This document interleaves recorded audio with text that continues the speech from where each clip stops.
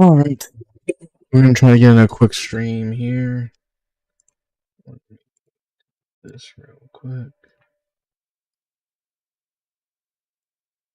Yes. So when I look at these hot Instagram Black Lives Matter and, you know, all of these politically correct teats in the front row, I was like, will I do well? I don't know. But Spade was there and Whitney was there and Booker, the Comedy Store, was there. And some people were bombing, by the way. You never really want to bomb when you have people that you respect there. But some people just, I mean, wow. But most people doing great. Annie Letterman murdered, killed it. Very funny. But Annie's like that. She can kind of fucking bob and weave and really, you know, when you're in a weird, me and Annie came up in New York when we were in a lot of weird situations. And you had to give yourself over to that as a comedian and just go, we're in this fucked up situation. We're going to call it out. And then a lot of other comedians get up there and they're like, that day, have you ever been? And the crowd's like, hey, we're Instagram influencers. We think with our tits. What are you doing here? Can you fucking talk to us? Can you fucking, I don't know who these people, Olivia Munn, I don't even know who these people are. Kesha? Who? What's that? What's a Kesha? I don't even know what that is. Is that like shakshuka? Is that a dish? Who is this Kesha? She said hello. She goes, I'm Kesha. Like, I'm going to turn around and go, I'm a huge fan. She said that to me. I had a peach in my hand. And I go, do you think this is ripe? I was hitting it on the counter.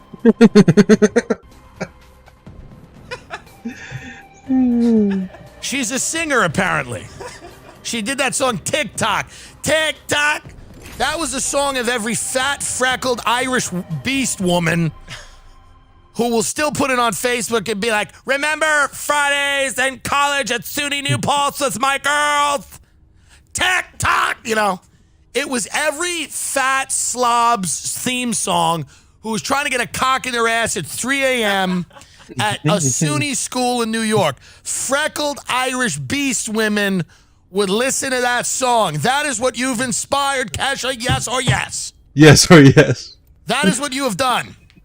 That is what you're me. Yes, you want hot people dancing to your music, but it ain't.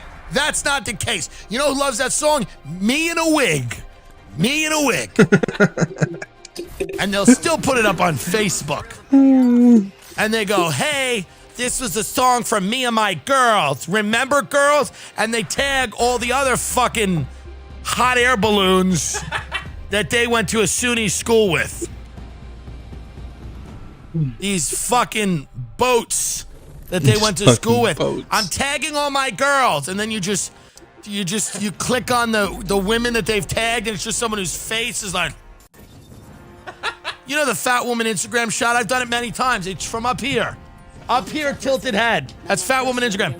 Up here, tilted head. You don't know what's going on beneath my head. I bet it's hot though. I bet it's a cauldron of pussy juice.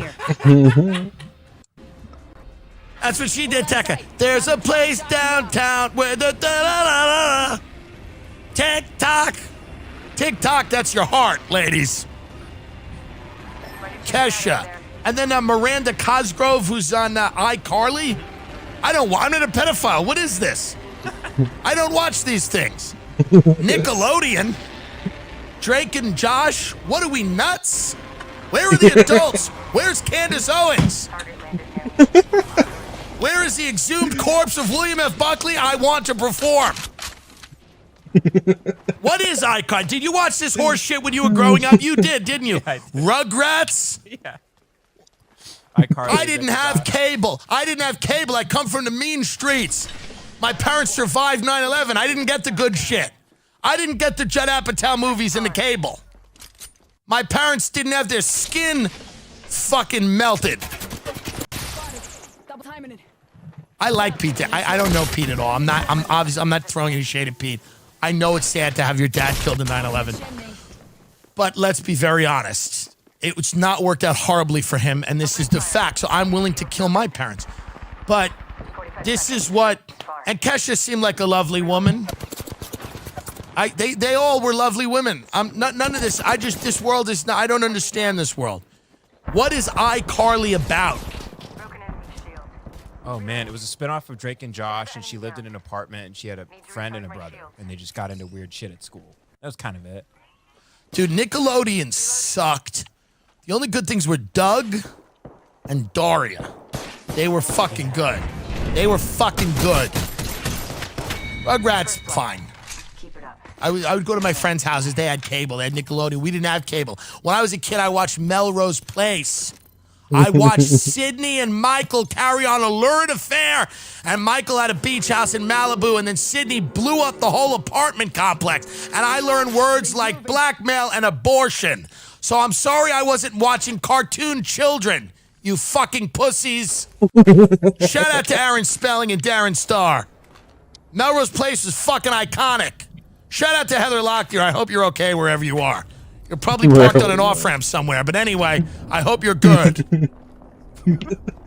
Well, she's had issues, is what I'm saying. I don't know. She's probably parked somewhere on an off-ramp, trying to figure out where she is. Well, we're with you in spirit, Heather. Fuck these kids. I watched Beverly Hills 90210 and NYPD Blue. Great shows. Dennis Franz, that fat racist. What a genius. What an actor.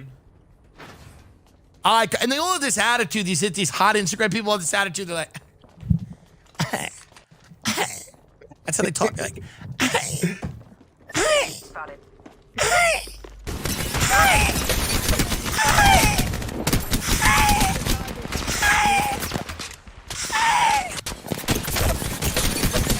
I had to leave. Amanda Cerny, who I don't know, has got like 1 trillion followers. She's got 25 million followers. Went up and starts reading Whitney's act out of a book. And I said, and she's a sweet girl. You know, I'm not shitting on anybody here, but I said that was my time. I looked at Tom Papa. I said, I think it's time to go. Tom Papa brought a loaf of bread, which I just ate with my bare hands in Whitney's kitchen. Whitney got some great pizza from Big Mama's Pizza. And I'd never had that. And it was just kind of like, I don't know, it's pretty good. Big Mama and Papa's Pizzeria. Yeah, it's pretty good, man. Yeah. She got cheese sticks, mozzarella sticks. You don't find a lot of mozzarella sticks in LA. But when you got them, and what's great is I got to have pretty much all of the food because they don't eat. Level 2. The Instagram influencers don't eat. Okay? They don't eat. They don't eat food. It's not allowed. They take a picture with an avocado once a month. That's all the protein they need. So I was eating. I was filling up. But of course, some of the female comics are filling up too. You know, they're not exactly small. But it was a lot of fun. It was an interesting. It was an interesting time. Kesha didn't show up, sadly, but she was there the other day. I kid Kesha. What do I know? She's. You know, it's so funny. She seems like such a mature, like almost dark, brooding type of person. But then the music is like. It's like an alarm clock, her songs. Right? Yeah. It's kind of like an alarm clock, but they're good. Yeah. But it's like a fun alarm clock. It's like, I'm waking up. Tick tock, tick. My life means something. That's what her music is. It's just fat women in state schools going, we're making the memories. Someone kidnap me, please. I want to get kidnapped. Someone take me away. Someone bury me under a lake. Show me that I'm special.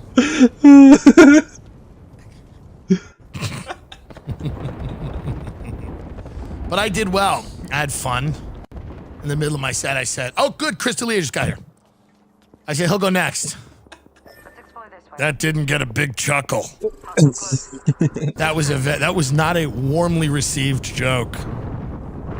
There was a little chill in the air, but it was a good thing. Whitney really loves stand-up comedy, and I think all these other women really like her because Whitney's a real deal comic, kind of in that boys' club of being able to really throw down. Whitney writes her ass off. You know what I mean? And she just fucking really does well, and her new jokes are very funny. You know what I mean? But then when she's like, all right, now we're gonna have the Instagram influencers come up and do my material, and they're like, ha ha. Kids don't get injured anymore. Have you heard that? Whitney has to explain to them. She's like, well, there's the premise comes first. Honey, the premise comes first and then the punchline. No. Don't snort the microphone. We talk into it. No, we talk into it. But I was really glad that I was included now, and now I'm sure I won't be again. But content is king. If I've learned one thing, it's content is king. But it was very nice, and she got a lot of pizza. I didn't even know Whitney knew what food was, because every time I'm there, she's always trying to give me like plant-based popsicles. She's like, this is a chocolate kale pop. I'm like, what? She's like, how about some raspberry dust? I'm like, wait, what? She never has regular butter. She always has some weird butter. She's like, this is butter from a cactus's pussy. And I'm like, well, how about a cow? How about a cow's butter? I didn't even know she knew what fuck. Dude, if you had said to me, Whitney's having a comedy show and she's getting food, I would have never thought that we were going to be fucking doing pizza, cheese sticks, garlic bread. How fucking cool was that? How unexpected was that? I thought we were going to be all eating like, like taking one bite of a leaf and then handing it to the next person. Bite it. But it was good, man. We hope the Comedy Store reopens. We're back out on the road having a little bit of fun. We are on the road. We're going to be in Palm Beach. We're going to be in Texas. Get TimDillonComedy.com up. Let's see where we're going to be. I'm excited to be in some of these places. Some of them not so much. So late September, the 26th, we're going to be at Hyenas Comedy Club in Dallas. October 1st through the 3rd, Zanies in Nashville. Salt Lake City, Wise Guys, October 6th and 7th. Phoenix, Arizona, Stand Up Live, the 9th through the 11th of October. Tampa, Florida, Side Splitters. Really, I love that place. October 20th through Wednesday the 21st, West Palm Beach, Florida. We're going to be there October 22nd through the 24th. So if you are in Dallas, Nashville, Salt Lake City, Phoenix, Tampa, West Palm, please grab your tickets. They do go fast. These clubs are at reduced capacity. We also have some other dates coming up, maybe Colorado and places like that. Those are places I'm very excited to go. Those are places where I believe, I don't know about the COVID numbers. I just turned down an offer for Portland just because the money wasn't right. It's like, I'm really not excited to go. I know Portland's a great comedy town, but it's like, can you just get it together a little bit over there? Can you just get it together? I don't really need to fucking, what are we were rioting every night now? It's like 12 days of Christmas, like the 60 days of looting, 60 days of rioting. Just clean it up over there, Portland, please. I really don't like the Pacific Northwest. I don't jive with it at all. I'll perform there, but it's not for me. It's not for me. Those fucking gray forests and everything. Oh, fuck off. It's not for me. And if you live there, bless your heart, and I know you deserve comedy, maybe you're a fan of the show, but I'll tell you right now, I do not connect with your area at all. I went to Spokane once, which is essentially a white supremacist. I mean, it's like, they're literally like a few miles away from this town in Idaho where everybody's like, real proud of their heritage. Got a lot of interest in European culture. And, I was like, wow, real white crowd as soon as I walked onto the stage in Spokane, and then everybody went, yeah. The local races I was reading, they were like, Governor Butch Otter is running against, and I'm like, what are we doing here? Folks, I was going nuts. I was following around a groundhog for 2 days. This groundhog, I kept following around. I would FaceTime Ben and show him the groundhog. And then I realized that a groundhog is the same thing as a woodchuck. Isn't that what I realized? Yeah, or maybe they're not the same, or they are the same. Well, why don't you look it up? This is why you're here, to look things up. To be our link to reality. A groundhog are also woodchucks, or a whistle pig, or a land beaver. Now that's what I learned being in Spokane. I learned that. I learned that a groundhog is also a woodchuck. Okay? I also learned several other things about, genetics. But I'll leave them out. I'm also unsure of the scientific basis of much of what I was told. Much of what I learned. But I will get back to the Pacific Northwest. I'm just not excited to go. I'm not really pumped up to go to the Pacific Northwest. Those pale goth weirdos. Get the fuck out of here. ExpressVPN. Everybody needs a VPN, a virtual private network. Why? You're able to disguise wherever you are, and you're going to need that soon. The government, all these private companies are all stealing your information. They want to know what you're about. They're trying to kill you, put a chip in your head, syringe in your ass. You know the deal.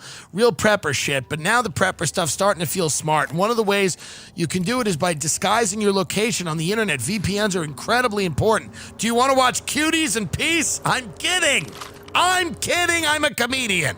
What I'm saying is that you can use it to use Netflix from all over the world and see, the Great Japanese Bake Off or whatever the hell's going on. So it creates a secure encrypted tunnel between your device and the internet so your online activity can't be seen by anyone. It's as easy as closing the bathroom door. Fire up the app and click one button. Rated #1 by Wired, The Verge, and CNET. It works on your phone, laptops, and even routers, so everyone who shares your Wi-Fi can be protected. Secure your online activity by visiting expressvpn.com/Tim Dillon. That's expressvpn.com/TIMDILLON. And you can get an extra 3 months free. expressvpn.com/Tim Dillon. Extra 3 months free. I mean, that's 90 days of free fucking activity. I had no idea how big VPNs were. I had no idea. You gotta have one. You gotta have a VPN. I'm using it on the laptop right now. It is so important. And also, I had no idea the HIVs you gotta get. So you can get an HIV and a VPN. I had no idea how prevalent those two things were. HIV now is not even a huge deal, by the way. No one cares. AIDS is less than COVID. You hope you go, I hope I have AIDS. So if you go, that's expressvpn.com. It's a great way to support the show. You got to get one of these anyway, and you're getting 3 months off. What do you care? You're not finding something else with 3 months off. All these motherfuckers have enough money. Help me. expressvpn.com/Tim Dillon, TIMDILLON. It is as easy as closing the bathroom door. Fire up the app and click one button. How easy is that? I mean, it's very easy. Yes or yes. expressvpn.com/Tim Dillon. The Tim Dillon Show is sponsored by Manscaped. Keeping your body groomed and tidy is important. It makes you feel better. Do yourself a favor and get the right tools for the job. Get Manscaped, the only brand dedicated to below-the-belt grooming. The engineers at Manscaped created the perfect ball hair trimming system. It's called the Perfect Package, and it comes with the Lawnmower 3.0, the best trimmer on the market. It's waterproof and cordless, so you can use it in the shower. And it has a contour design that makes it easy to navigate your most sensitive area. Their proprietary skin-safe technology makes it nearly impossible to cut yourself. God, shaving so hard. As always, the Perfect Package comes with a crop preserver, an anti-chafing ball deodorant, and moisturizer. And the Crop Reviver, pH balance for freshness. Subscribe and get a new replacement blade every 3 months. Plus, get 2 free gifts. The Shed Travel Bag, which is a very nice bag, $39 value, and the patented high-performance reduced chafing Manscaped Boxer Briefs. This is the perfect package for your perfect package. Get 20% off and free shipping when you use the code TIMD at manscaped.com. That's manscaped.com. Use promo code TIMD for 20% off your first order. Your balls will thank you. I'm excited to go to London. I want to go to London. Let's sell out the Soho Theater. I want to go to the UK. I want to do that True Geordie podcast, that guy. I want to eat meat pies, you know? I want to eat good chicken tikka masala, which is the cuisine of London, you know? Because, well, what is it going to be, boiled meat?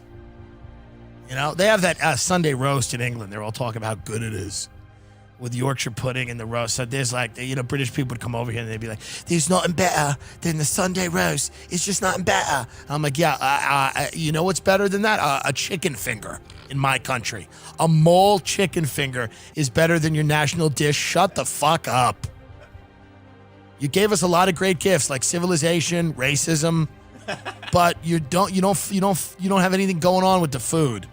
We don't need your fucking Yorkshire pudding. And yeah, it's just gray roast beef. It's fine. I'm sure it's good, damn good if it's done right. But they're so invested that it's the best. It's the best thing ever. It's nothing better than a Sunday roast. I'm gonna say combos are. I'm gonna say a combos from a truck stop that you eat on the way to a national park you're gonna get kidnapped in are better than your Sunday roast. Your gray pussy lip roast beef and your Yorkshire fucking pudding and your mashed peas. Grow the fuck up. and somebody was talking to me about this, and I forgot who was talking to me about it, but somebody made a great point. They were like, it might have been on another show. They were saying, like, isn't it weird that Britain's big fish and chips dish is served in, like, newspaper? And they serve it with, like, malt vinegar. It's very strange. You know, but they come over here. They are impressed by our food over here. That's the one thing in America really impresses people. I mean, we don't have much else going on except spectacle. We're very good at spectacle. Is that Kim Kardashian? You know, like, they're all into that. Like, oh, my God, that's a person from TV, and they're real, and they're actually here. That we can do really well, you know, but food is just, you know, there's no more sinful food than America. Nobody lays a meal on you like America. Even Italy, you feel light and fine after you eat. But America, we poison people truly with everything we give them. Just a little bit of poison. You know, and the people from the UK are like stunned. You go have a milkshake in another country from McDonald's. You're like, this is like not sweet. And then you realize that part of what makes our milkshake sweet is the amount of syrup that goes into them. And that's why you're drinking them. You get a pounding headache about 30 minutes after you have this milkshake because you're coming down. After you have the milkshake, you're in the car. You're like, my life's going to work out. Enough lambing around. Everything's gonna be okay. Frappuccino, milkshake, any of it. I'm doing well. When you have a Frappuccino, when you're halfway down a Starbucks Frappuccino, when you're in the front of your car and you got the air conditioning blasting on your face, and you got that Frappuccino down, and you got the caffeine in there, and then the sugar. You're going, okay, I can do this. Whatever this is, whatever this life is, I can do it. And then 30 minutes later, you have a pounding headache because you're coming down from the sugar and you need something else. So you stuff a thing of gum in. You take a fucking energy drink. I mean, it's just a never ending. You know? So I want to get over there. I want to get over there to Australia, to the UK, and do some of those markets. I'm very excited about going to those markets. And I've never done stand-up. I've done stand-up comedy in Scotland, which was great. I went over with a mixed race comic and an Indian woman, and then I walked out, and like all the Scottish people were like, "Oh, it is the American." Like they were like, "Oh, there's the reason Trump got elected," you know? Because like the two comedians I went with were fairly woke, so they went out and they did like their woke bits, and the crowd's like, "Okay, is this the American showcase?" And then I went out and I was like, "Hey, fuck you," and they were like, "Yeah," and we just connected. I love that room, the Stand in Glasgow. Great. I don't know what's happening to UK comedy. I imagine like American comedy is being pulverized into the ground by, non-binary fat witches running around telling people, casting spells on people and telling them what words they're allowed to utter. You're welcome. I'm unsure. God, I just want to go. Can we just go back to a fucking nice time of private, kind of puritanical sex? Like sex should be private. Sex is, by its nature, better if it's private. You know what I mean? And I know what you're saying. That's what Epstein thought. But I don't mean it like that. What I mean is that by making sex just mass marketing and vulgar and nasty, what you're doing is you're taking all the interesting kind of cool stuff about it away, and you're making it this transactional fucking, experience that, people are having less sex. Isn't it amazing? Think about that. Wet Ass Pussy is one of the biggest songs in the country. People are actually coming in contact with less wet ass pussies in real life. They're having less sex. They're furiously masturbating to porn. They're not having a lot of sex because everything's been digital and everything's been made very sterile. Sex feels very... Have you ever met a sex addict and heard them talk about sex? When they talk about it, it sounds gross because they talk about it the way that you talk about anything you do all the time that is relatively kind of somewhat meaningless to you. And it's very a perfunctory, the mechanization of it, the mechanics of it, the way they talk about it in a way where you go, ugh, it just sounds kind of gross, because instinctually we know that sex should have some level of, it doesn't always have to be this special, amazing, whatever thing, but it should have something about it that is more than pissing. Sex should be more than pissing and shitting. We know that. But when a sex addict talks to you about sex, it sounds like somebody's talking about taking a piss. It does. And then I stopped behind the rest stop, and the bathroom was out, so I just took a piss around the building. Then I got back in my car, and I drank some more water. Fuck, I had to piss again. So I pissed in a bottle. Then I kept driving in the hotel room, and I pissed all over. I was so drunk, I pissed all over the fucking bed. Piss, piss, piss. I piss in the ocean. I piss in the pool. All right, why are you telling me? But there's something kind of antiseptic, sterile, medical, gross about that. And I feel like our society's heading to that place with sex. And it is disturbing when you see young kids, young girls and boys sexualized before they are mature enough to handle the emotional, psychological ramifications of their behavior and what they're doing.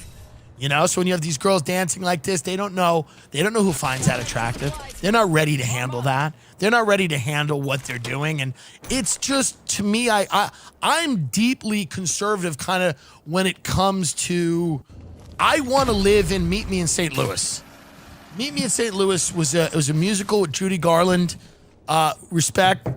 Pills and Booze. Respect. And Meet Me in St. Louis, look at the house they lived in. There's a beautiful jumper just sitting here. I like these outfits that the people are in. That's the way people should dress. And they took trolleys. And the women, look at these women. That's not unattractive. And look at the men.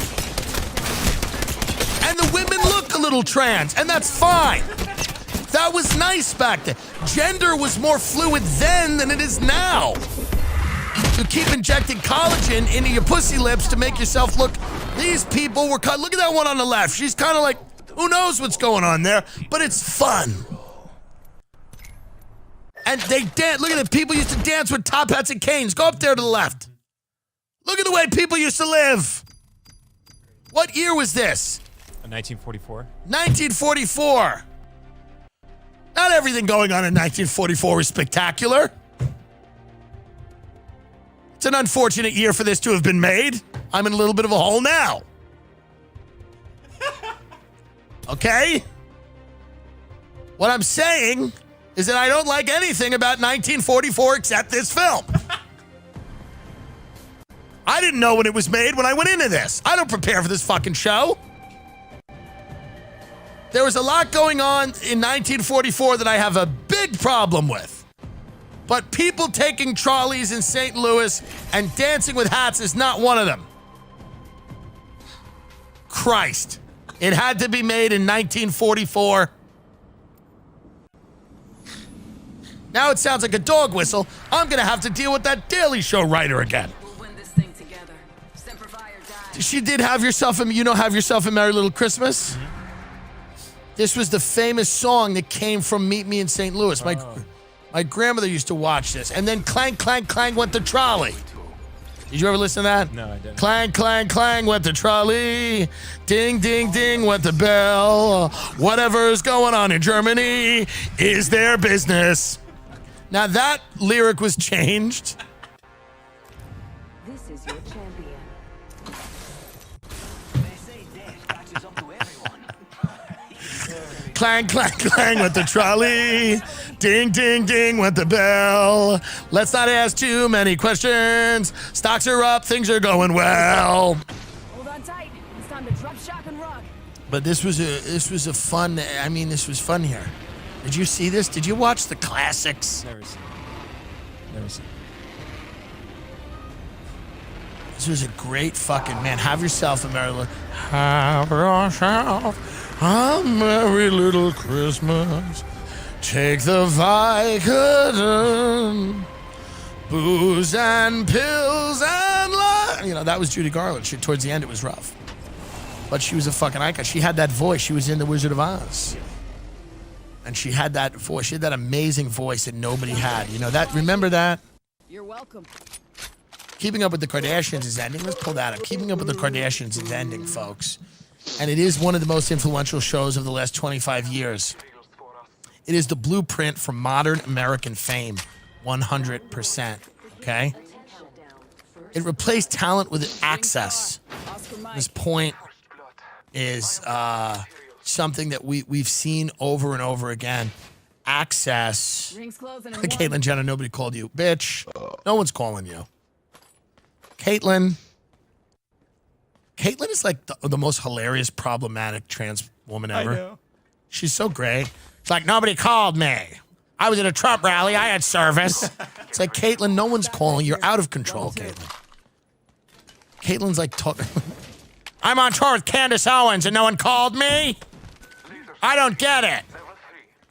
I heard it on the news. Why can't one of the kids that I have that might be O.J. Simpson's call me? But this is what American fame has become. It's access. You sell access to yourself. And the cooler life you have, the more people want access to it, right? So if you live in Calabasas and you're rich and you have celebrity friends, people really want access to that. Or if you're a TikToker and you live in one of those houses, people want access to that. But they don't care about talent. You do. You care about talent, but the others don't. We're talking about mass marketing here and the way that it's done. People want in. They want in. They want to see behind the curtain, behind the veil. They want to feel like they're sitting in your living room. They want to watch you eat Cheerios. This is what has been happening over the last, 2 decades in this country. We have replaced talent, the things that Judy Garland had, which is this 1 in a million voice that was really never replicated, that just rolled out of her mouth like this crazy fucking, when you hear her do Somewhere Over the Rainbow, or you hear her do Have Yourself a Merry Little Christmas, it wasn't even remarkably powerful. She wasn't really, she didn't belt. She belted out a little, but nothing compared to like Whitney Houston or somebody like that. But it was just this voice. It wasn't from training. It wasn't really from, it was just there. It was this thing inside of her that just came out. It was this gift, whatever you want to call it. It was like from some other fucking celestial realm when she was really hitting that. We're not interested in that anymore. In fact, we think that's weird. We kind of don't like that. We kind of don't like when someone has an unexplainable, amazing talent because we don't know how we're going to do it. We don't know how we fit into that. Look at the chart. We're spread too Well, I got a wacky family, and maybe one day, there's always this weird idea that you're vicariously living through all these people that you watch on TV, and you think there's a possibility that you might become them. And there's just no way to do that when you have somebody that has this incredibly rare talent that really isn't. I'm sure Judy Garland worked hard, but let's be very honest. That's a very natural kind of talent. It's very kind of masculine, husky voice. Like what? Go to. Can we even play any of this? You want to play music? I want to play "Have Yourself a Merry Little Christmas." Yeah, probably Get pulled, right? Yeah. Well, Spotify, your move. Write the check. Daddy'll dance right over. You write that check. But what I'm saying is that Careful now, Bella. the Kardashians are the blueprint for being famous Unless you now. wish to die. So what AOC is a Kardashian. Yeah. The Hype House and the Sway House are Kardashians. All the major political figures now will be Kardashians. Donald Trump's a Kardashian. Don't get it twisted. Everything that's succeeding right now in a very big way are Kardashians. Those are people that give you, it's an all access pass to their thoughts and their lives. No matter how humdrum and unimportant something they may be doing is, they'll do it and they'll let you in on it. And you get the access pass, the all access pass all day, every day. You can sit there and have a ringside seat for their life. And again, the cooler the life is, or the more sensational it is, the more people want in. And that's what the Kardashians did. That's really what the Kardashians did. It's really amazing to watch a show like this come to an end because you don't know what's next. One of the kids from one of the guys from Chapo Trap House after Trump won, I think he said, but the really scary thing is what is next? Don't die. You man. can't You're by imagine yourself. what's next. You I are can't by imagine yourself. what is next after the Kardashian, I can't imagine how it could get less talent focused. Truly. And I like them, by the way. I've defended them. I like them. I think they're hard workers. Kim Kardashian's a beast and a business person. Come on, buddy. And there's no, I have nothing negative to say about them buddy. other than the He's right there. I see him. celebration of that coming for particular type of show. and that particular type of route to fame says a lot about the wholesale destruction of the American culture. But that's the only negative thing I'd say. Yep, I'm over. Truly. And if you know me, you know I could say a lot of negative things. The only negative thing that I would say is that it's the wholesale destruction of any beauty in American culture. EMP going out. Podcast. But other than that, truly, other than that, I kind of respect the hustle. Here's what America is. I said this on the Segura Pod, but it's not coming out till the week before the election. So here's what it is. If I had to explain America to somebody, America is hearing a song on the radio, and then somebody tells you that song is Bad Baby. And you go, who's Bad Baby? And they go, it's the woman who said that, catch me outside, how about that? The woman who's threatening to fight the audience and her own mother on Dr. Phil. And there's a moment of rage that builds up in you that this woman is now a star. But then a split second later, you start bobbing your head to the beat and you go, this isn't that bad. This isn't that bad. America is the moment between the rage and going, this is pretty good. That's where America lives. Never forget that. So as angry as I may seem, or as hateful as some of my rhetoric appears, a minute later I'll just go, pretty good.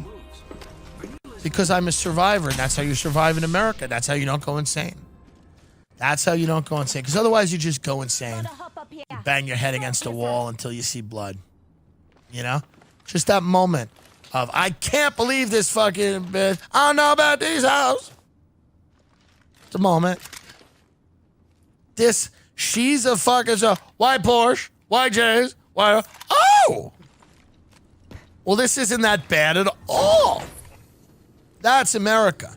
And that's the way I feel about the Kardashians. Because for a moment, I get a little angry that the beauty of American culture,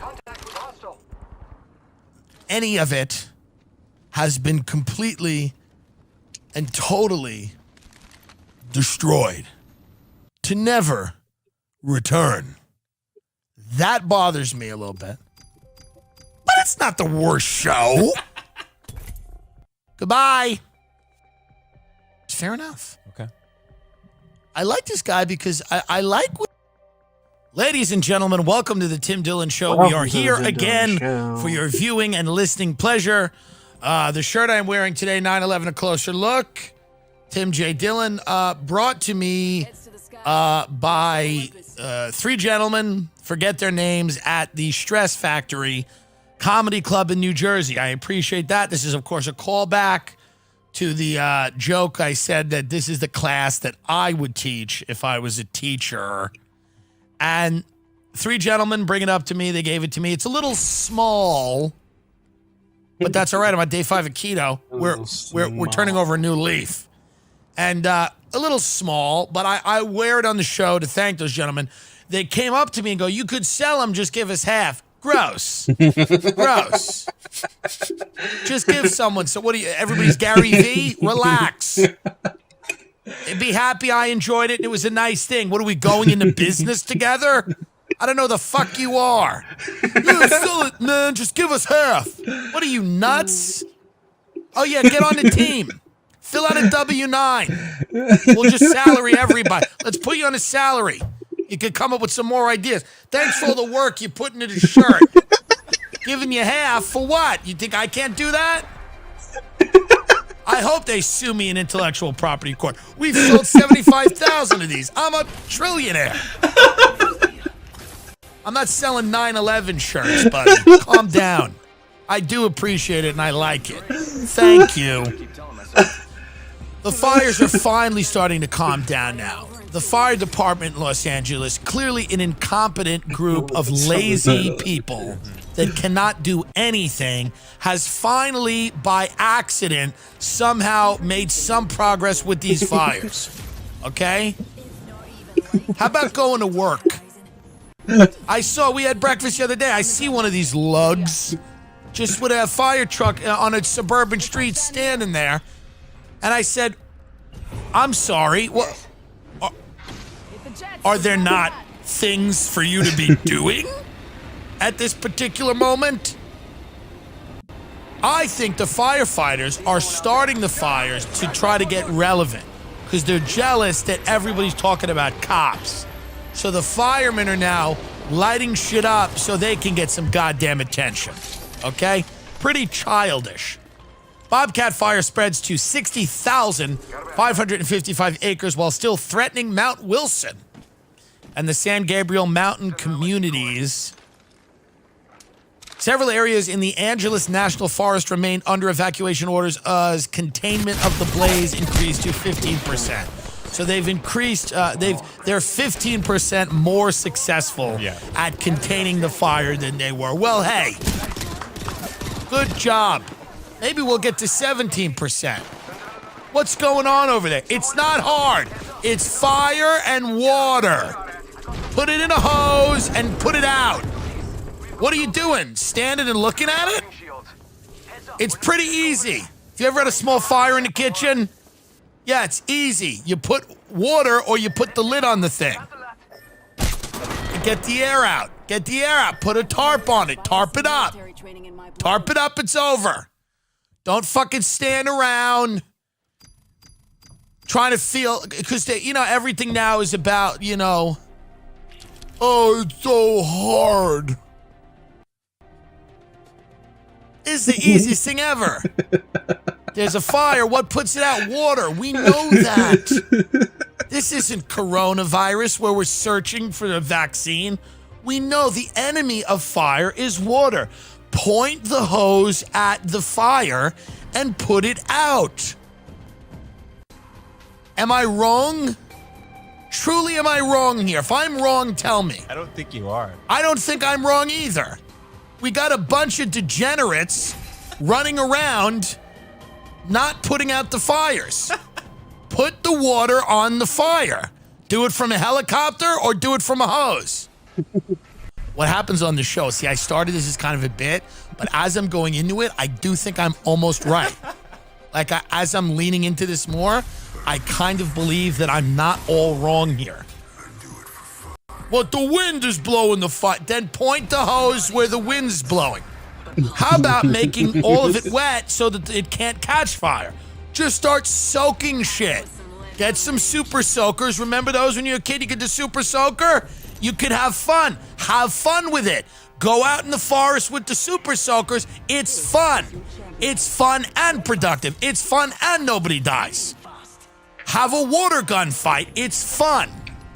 And you make progress with the fire. I mean, these things are going on for weeks. What are these slugs doing? I'm genuinely curious.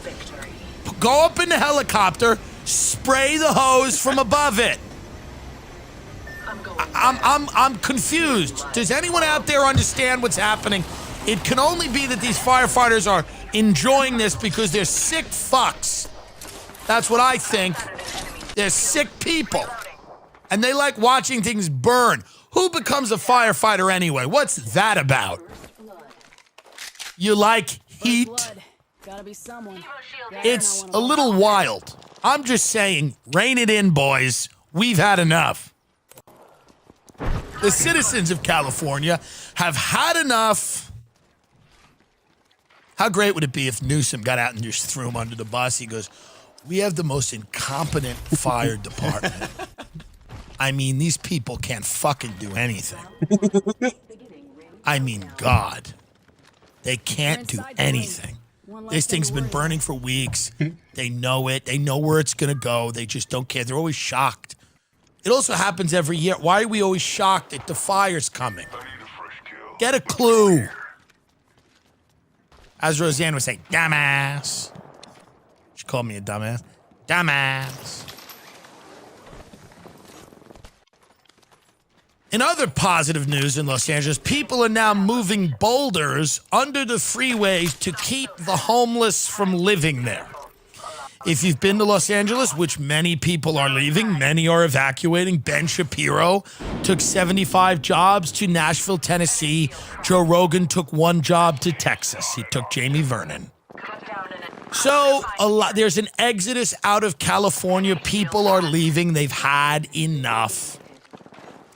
The homelessness has reached a crisis point. Under most overpasses in California, you see large tent cities, communities, Hoovervilles, if you will, only to be made worse by current economic conditions. But what does a functional society do when presented with such an issue? What does a functional society do? We take boulders and we put them under the bridges so the homeless people can't set up tents there. We take spikes and put them places so they can't sit down. We put rings on the benches in the park so they can't sleep. We make LA into a level of Super Mario Brothers so no one can ever rest ever again.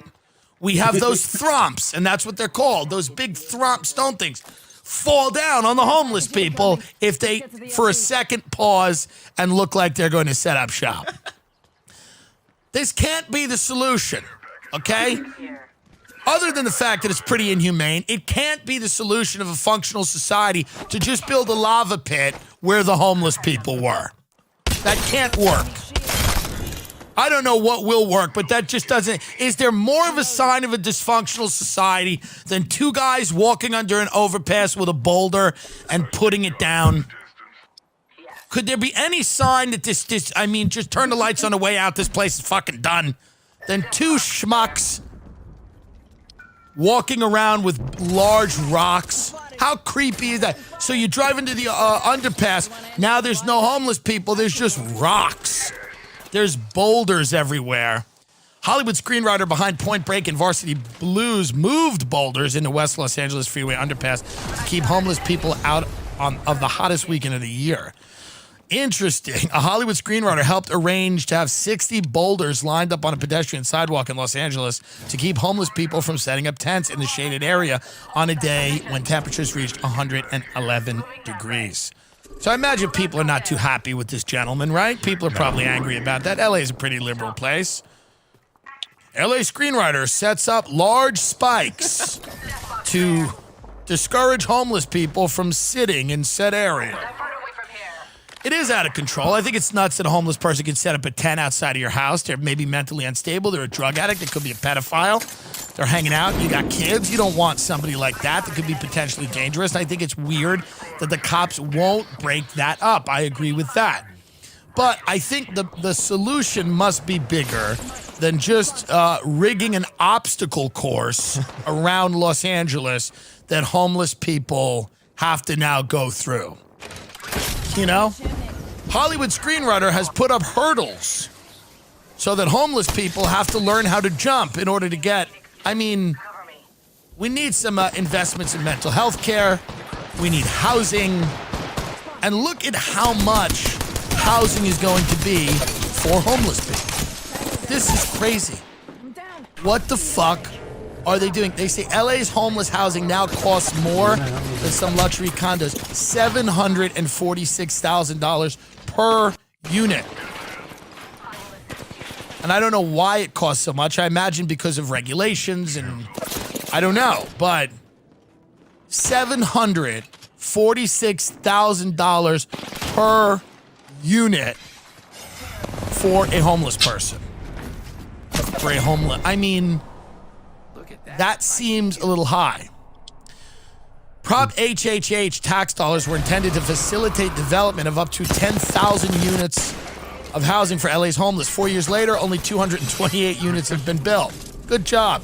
What are you guys in league with the fire department? The cost per unit to the taxpayers keeps rising, and construction on some projects is behind. We have a crisis on our streets. Last year, we had 1,000 people who died on our streets, so this is a question of life and death, Galperin told the I-Team, which is the news team. Yeah. Galperin says the rising cost of building housing for the homeless is due partly to the red tape involved in getting projects approved. There should be no red tape getting projects approved. How safe do these motherfucking things have to be? It's safer than under an underpass. What is this, $1 million listing? Get the fucking boxes up, put the beds in them, and we're done here. What is some lunatic walking around going, my concern is the finishes, because a lot of my clients really want, high-end finishes, granite, marble. What are the acoustics on the wood? It's very important. We don't want the rooms to be too loud. Put the bed on the floor, move on. Heat, air conditioning, that's it. Running water. God's name is taking so fucking long. Here's the problem. What happens is, and I get this, people don't want these low-income, low-cost, homeless housing in their areas. That's what it is, and that's probably part of the reason it takes a while for these things to get approved. We just have to convince the homeless that LA's over. They got to get out of here. They can be homeless anywhere now. They don't need to be here. You understand? They can do their jobs from anywhere. It's hot. People here are stingy. They're not giving. There's not a ton of tourists to get over on. Maybe think about New Orleans or another place. Let's redirect the homeless and try to give them the idea that they can go somewhere else and have a better chance of duping tourists, better climate, more open spaces. There's so many places to go in this country if you're We should homeless. land there. Looks like fun. And we should have a campaign for this. We should come out, LA should say, we want to remind the homeless that we love having you. And we've loved having you here.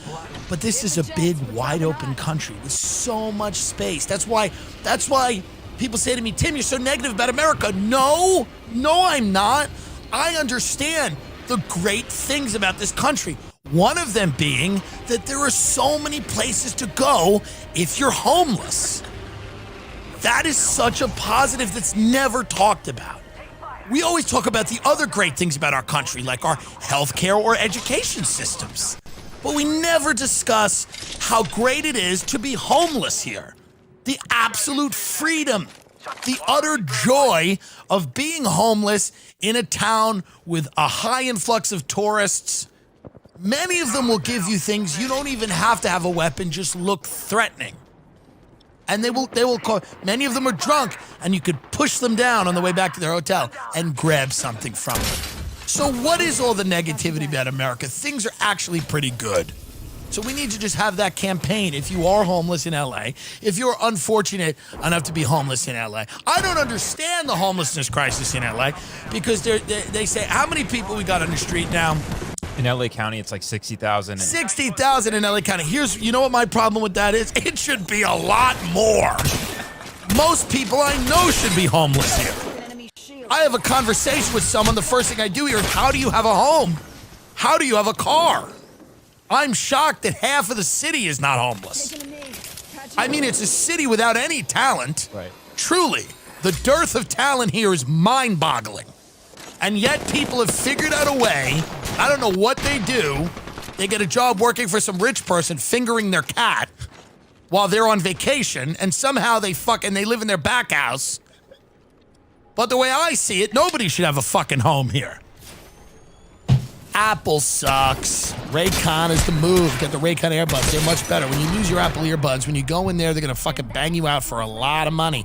Raycon is much cheaper. It works just as well, if not better. I'm telling you. 6 hours of playtime, seamless Bluetooth pairing, more bass, more compact design, a noise-isolating fit. Raycon earbuds are stylish and discreet. No dangling wires or stems. The company was founded by Ray J, and everybody loves it. Snoop Dogg, Mike Tyson, everybody. Melissa Etheridge. They're all obsessed with Raycon products. Give them a try. Raycon has a 45-day free return policy, so you can make sure that they're the pair of wireless earbuds for you. If you want to support the show and you need earbuds, they're great, by the way. Raycon earbuds, here's what you do. You buy them, you keep them in a drawer. If you ever, or you can switch to them and use them, which is great. But the way I really like to play it is if you buy them, you keep them in a drawer. And if your Apple earbuds, there's ever a problem with them, you don't have insurance, you lose them, you just go right to the Raycon. It's super easy. Or what I do, this is what I do. You have 2 sets of earbuds. You have one that you never leaves your house, which could be maybe your Apple or whatever, is really disrupting real estate. And I know a lot about real estate. I just did a little fake business. Now, you know that I do this. A lot of the audience don't know that I do. I do fake business. I call realtors all day when I'm bored, and I pretend I'm a realtor and that my client is very interested in their property, and I ask them lots of questions about their property. I just did it with a commercial property on Palm Canyon Drive. I said, hey, this is Tim.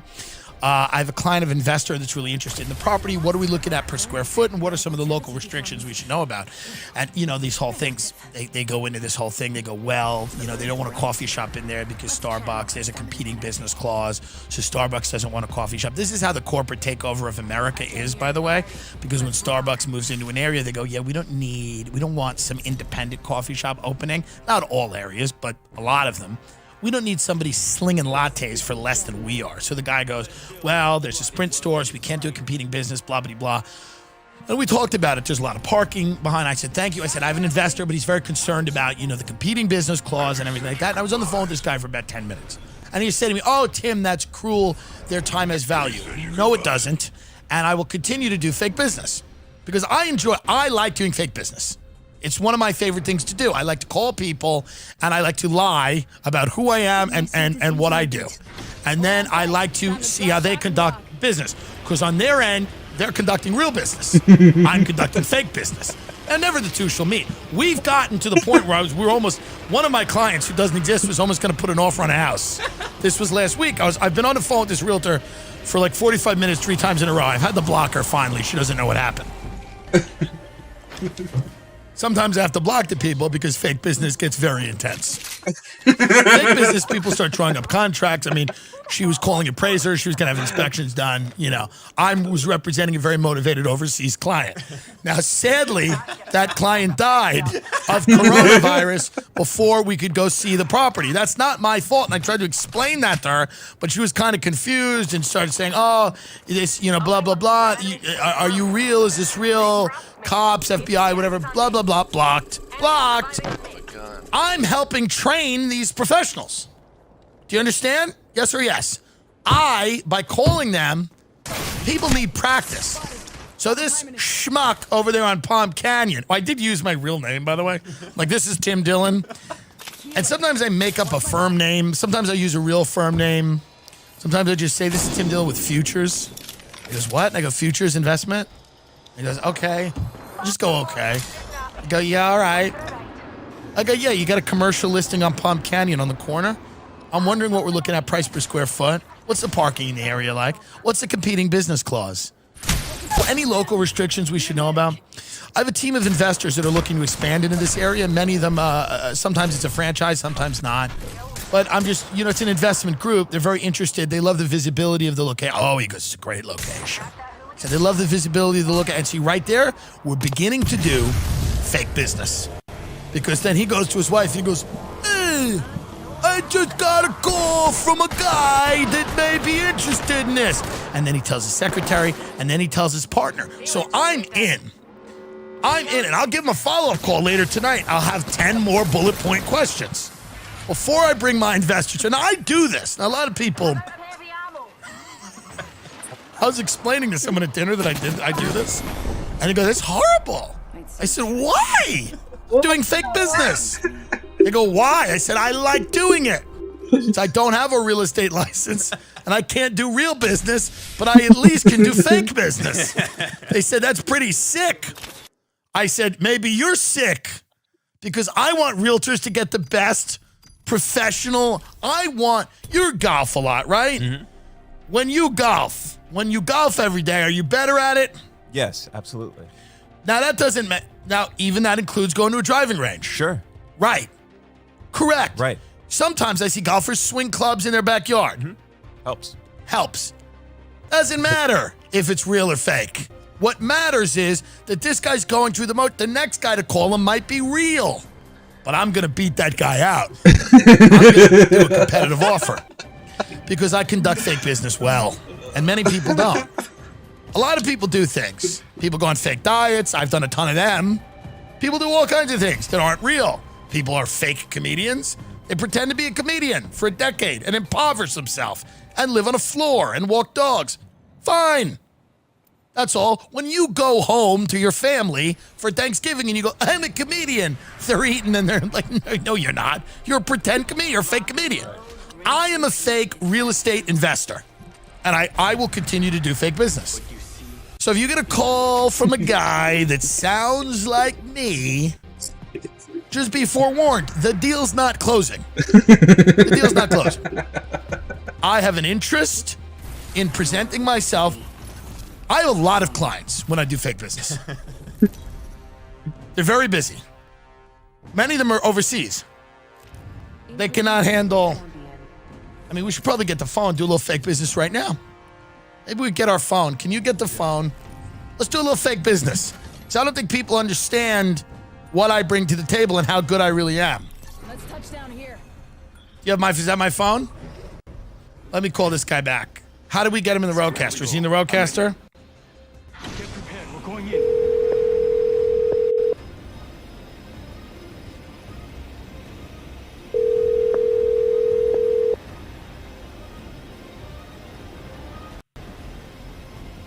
Hello? Hey, Adam, Tim Dillon, how are you? We spoke about the property on Palm Canyon a few minutes ago.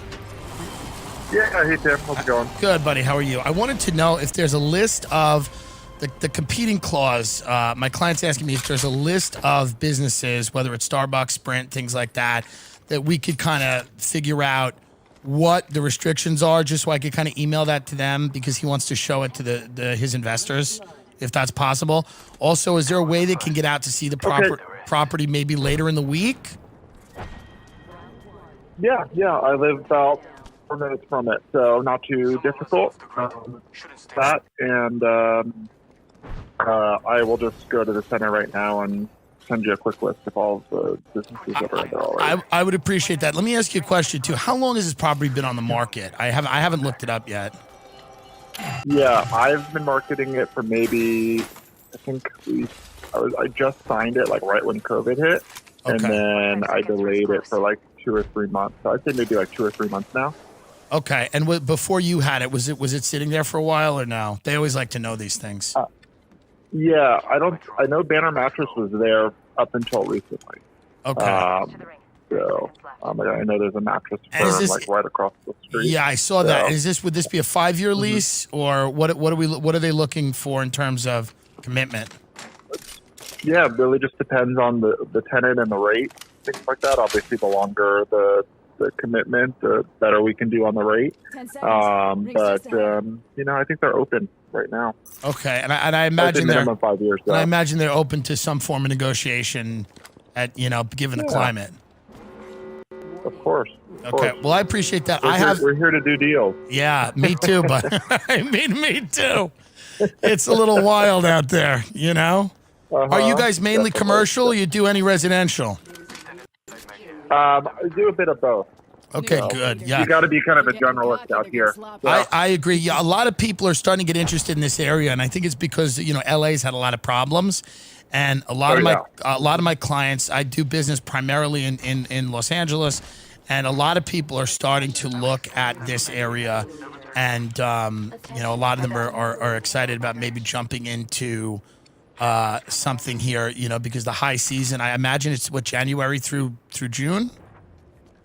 Yeah, January through April is our high season. Right. But pretty much like right now, like September through April, so we kind of have like a shoulder mid-season, which is September through December. Right. And then January through April just crushes, and then Coachella is obviously, and Stagecoach are in April, and that kind of, and we have Memorial Day weekend, July 4th, even during the summer, we do pretty well. Of course, I appreciate that. Well, listen, I have your website.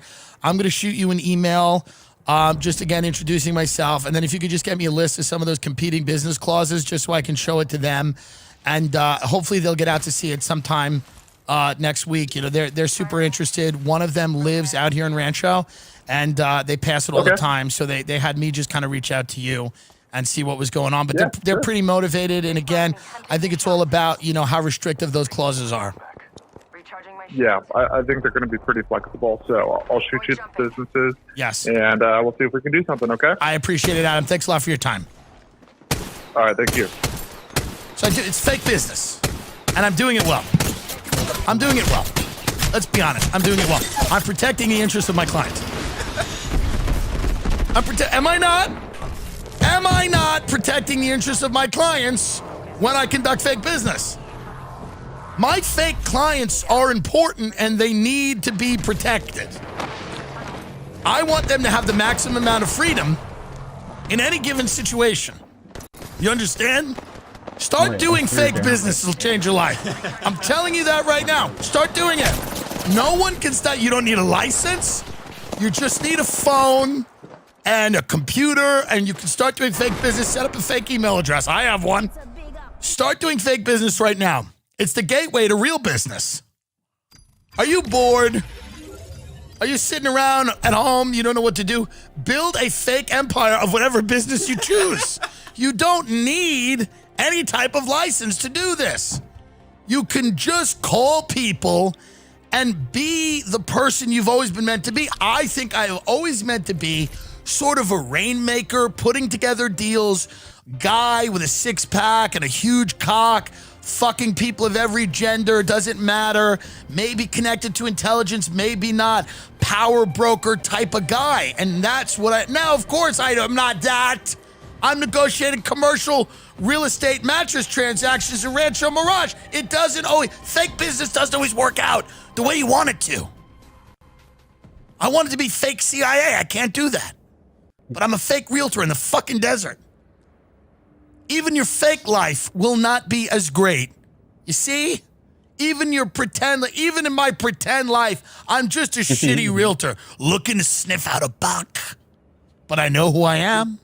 I know who I am in my real life and my fake life, and that's what's the most important thing. Set the expectations for your fake business high but reasonable.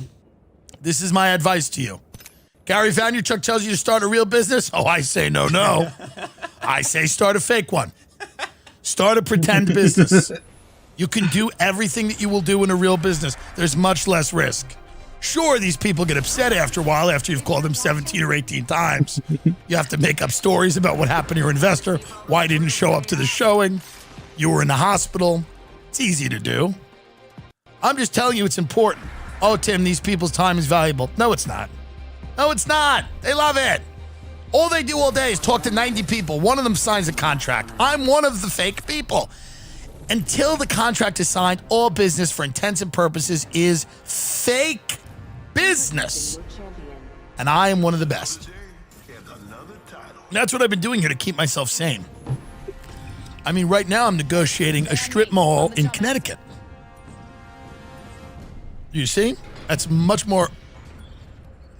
It's much more complex because there's many different storefronts. I'll get a full squad for one. See what I mean? As you get better at fake business, you have to start looking things up. You got to know tax numbers. You got to know profit and loss. I mean, you got to really know your stuff. If you want to start talking to real people, I have some real deal people I talk to. They're legit. They make real money. And they think I'm a realtor. You know? They think I represent an investment group. So that's what I think you should do. If I had to choose how you spend your time, it would be that. Lucy Nicotine is a company founded by Caltech scientists and former smokers looking for a better and cleaner nicotine alternative. Finally, tobacco alternatives that don't suck. Listen, smoking is bad. It increases your risk for all kinds of problems, not the least of which is corona. And Lucy has created a nicotine gum with 4 milligrams of nicotine. It comes in 3 flavors: wintergreen, cinnamon, pomegranate. Smoking's out. Vaping's even out, too. Ben's got to stop vaping, but he can't. One day he's going to wake up and his lungs are going to be like, because he's just stupid, because he should be smarter, but he's not. I love him and care about him, and I want him to succeed. And that's why I'm going to get him a ton of nicotine gum so that he can finally start being the type of person that I would like to respect. Well, it's 2020. Get rid of your cigarettes, unplug your vape, and throw out your dip, and get some Lucy nicotine gum or lozenges. This is the real deal. Subscription to Lucy to make it 17%. That's almost 20% of your money for high earners. High earners are people that earn $1 million a year. Now, obviously, we're not crying for anyone that makes $1 million a year. But if you're making $1 million a year in a business where you don't have to be in California and you can go somewhere else and not pay really high taxes, it would be one thing if the high taxes led to people having better lives. That's what interested many people about Bernie Sanders. He was from outside of the system. He was going to come in. We're all going to pay higher taxes, but people were going to be able to start getting health care and coverage. And it was going to be a transition, and it might take years, maybe even a decade. And there would be some pain involved, but at the end of that situation, perhaps, I don't know if it would have worked or not. It was worth maybe trying. At the end of that situation, you were going to potentially have coverage for people. And then if you're going to pay higher taxes, the idea of having health coverage makes a lot of sense. To just pay higher taxes so that we can continue to build drones to bomb kids playing soccer in Pakistan doesn't make any sense to me. No Okay? sense to me. These pretend wars. And but by the way, what do you think the government's doing out there? Fake business. Doing a lot of fake wars. We don't need to fucking fight, and we're paying for it.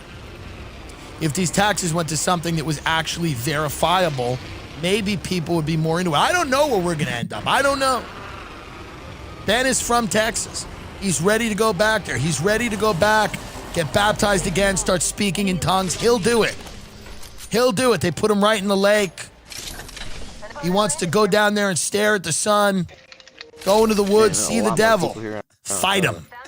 Maybe lose, but show up for the fight. He remembers that. It's how he grew up, and he might go back to that. I might put him right back in a cult. I might start a megachurch. Yes, I would be a great megachurch pastor, great tent preacher, sweaty, a tent. I could be so good at that. He is never forgotten about you. But you have forgotten about him. He has never forgotten. You say that over and over again? Yeah. Whip him up into a frenzy. This thing, by the way, so Airbnb, here's the way I want to talk about Airbnb right now, because Airbnb is very interesting. And then we're going to talk about that satanic house on Airbnb, because I think that's very funny. Somebody went to an Airbnb and said, I think I'm about to be sacrificed. So they left. A lot of long-term rentals on Airbnb right now are really fairly priced, especially in big cities like New York or LA. And I learned this from James Altucher, the guy who wrote that New York is Dead article, who is a part owner, investor in the stand-up New York Mossad scam.